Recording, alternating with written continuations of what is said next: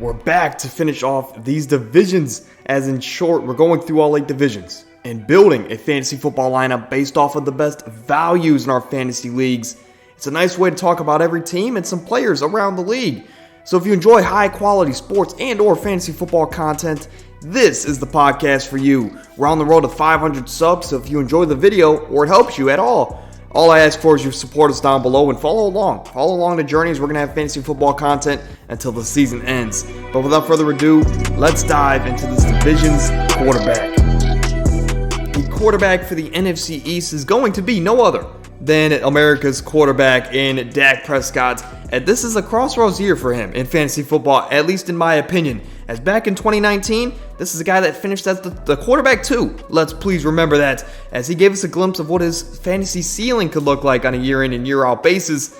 However, he hasn't really gotten back to that range since 2019. Last year, Dak threw a lot of interceptions, and if you watch the tape, a lot of them weren't his fault, so to his credit. But however, it doesn't matter for our fantasy football teams. We still get docked points for the interceptions, and that's not what we want to see out of our starting quarterback. He swears to be better this year. He wants to throw under 10. This offense brought in Brandon Cooks to pair with CeeDee Lamb and Michael Gallup and all the other options they have in this offense.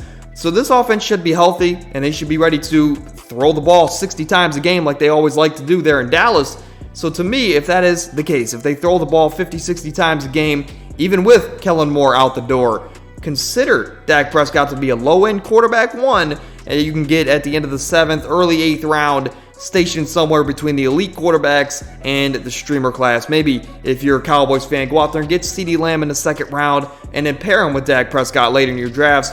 You could have a very underrated stack on your hands in your fantasy leagues. The running back for this division, I'm going to go with Antonio Gibson. Again, this is not the best running back in this division, but it is based off of values, and we're picking one player from each team to fill out a 4-person lineup.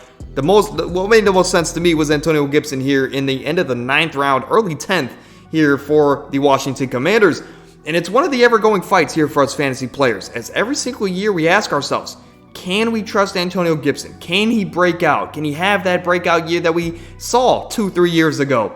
And I know we've been let down a lot more than we've been happy with the production of Antonio Gibson over the years. But I'll give you the intrigue this year, and the majority of it lies with the addition of the new co-head coach in Eric Bieniemy, who's coming over from the Kansas City Chiefs. And over his tenure in Kansas City, Bieniemy loved to utilize his running backs in a variety of ways.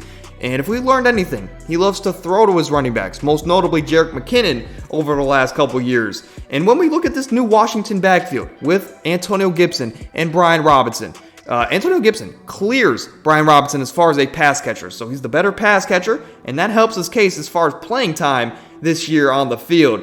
And per PFF, the best pass blocking running back last year was, you guessed it, Antonio Gibson. And that's important for one reason. As with this Washington team, they have a young quarterback and an offense that projects to be down a lot early in games. And when this team gets down 2 possessions, who is this team and Eric Bieniemy going to trust late in games? Are they going to trust a guy that is a worst receiver and pass blocker? I don't believe so. That would be Brian Robinson. So that would open up the door for a lot of playing time for Antonio Gibson. Antonio Gibson's going to be on the field next to a young quarterback. He's a better receiver. He's a better pass blocker, at least as of last year. So when this team gets down a lot in the second half of games and they need to pass the ball, that's going to open up a lot of PPR upside for a guy like Antonio Gibson. So boom, there's the intrigue this year, the head coach, the fact that this team has a young quarterback and should be down a lot late in games. There's the intrigue this year. You go out there, you make the decision if you want that week-to-week headache of Antonio Gibson. Moving over here to Devontae Smith, Skinny Batman. In other words, you can get him in the middle of the 3rd, end of the 3rd round usually.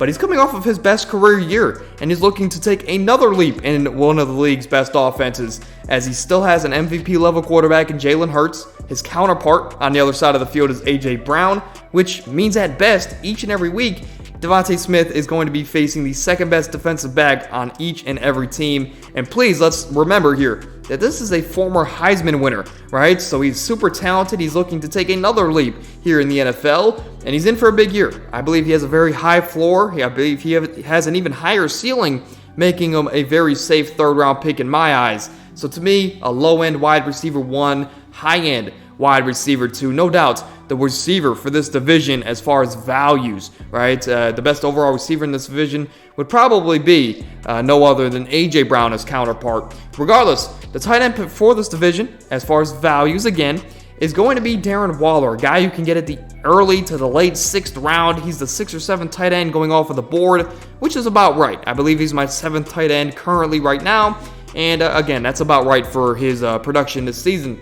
But now with the Giants, as he went over from the Raiders to the Giants, Darren Waller should see a lot of targets in an offense that doesn't have a lot of talent or size at the wide receiver position. And if all the reports are true this offseason, Darren Waller looks better than ever, and to be honest, I don't doubt it. But the questions aren't when he's on the field. It's whether he can stay on it, to be completely honest. I mean, this is a guy that missed 14 games over the last 2 years due to injury. And that's not what you want out of a fantasy football player, let alone your tight end position, which is very, very slim.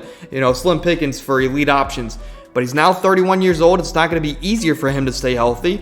But if he can stay healthy, we know the talent is there. We know he should be Danny Dimes' best friend on the field.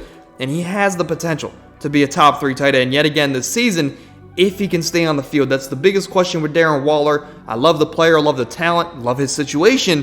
But he just needs to be able to stay on the field to really take your team to that next level and take his career to maybe get another big contract.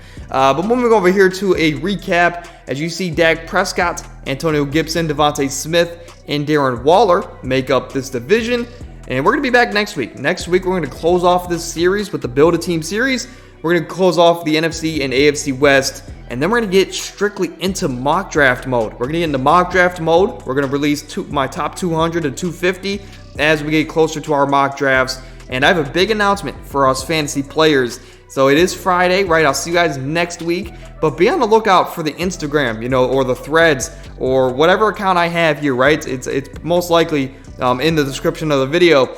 But follow all of our accounts as we're going to be opening up a league here pretty soon. So if you want to get in on that, be on the lookout for our social media accounts. And until then, have a great weekend. We'll see you guys next Tuesday for another great week of podcast and fantasy episodes. So until then, stay happy, stay healthy, have a great weekend. We're out.